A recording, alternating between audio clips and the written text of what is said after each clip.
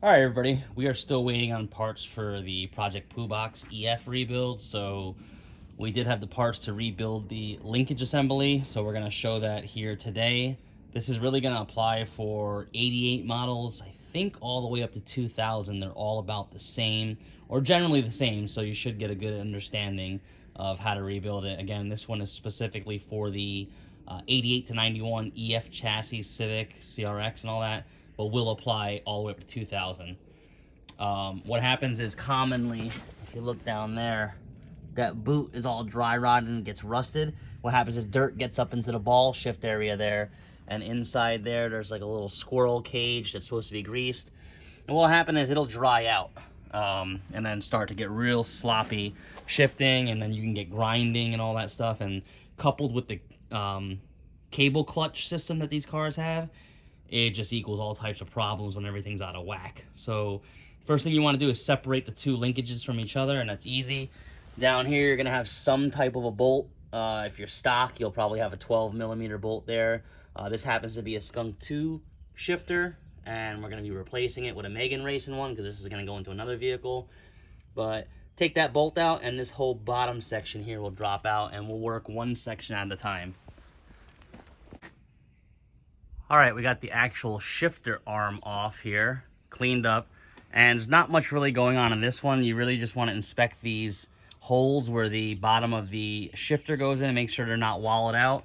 Come here on this end, and these are riveted in, so there's not much you can do, but check for play, clean this up, and you can squirt a little grease in here just to smooth everything up, but there's minimal play in this after 30 years, so this is not bad at all.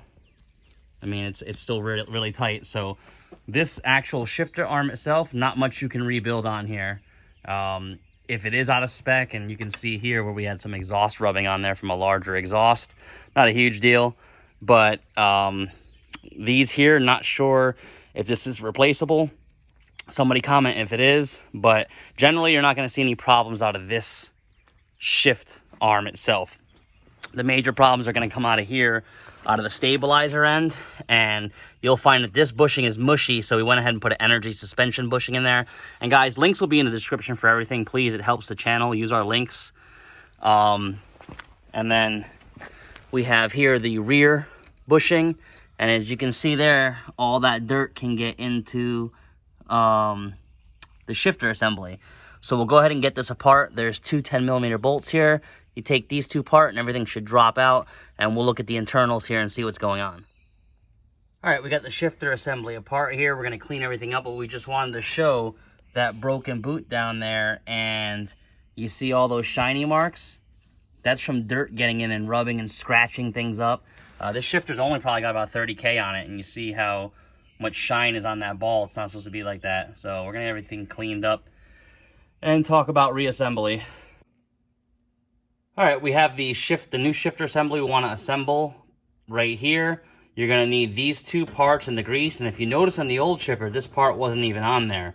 This is what we like to call the squirrel cage that goes around this and has grease on it, and this boot is what protects it.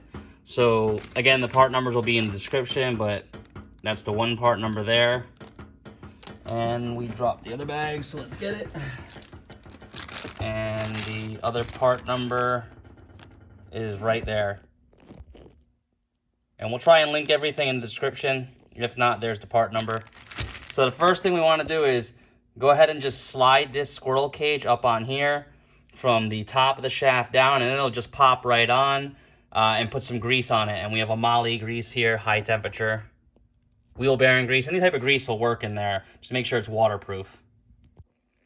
All right, that's how you should look with the squirrel cage on there, and the big opening up top, the closed opening at the bottom. That's going to protect the dirt from getting in there. We put a little bit of grease on this ball here to help slide the rubber over. It will stretch over it.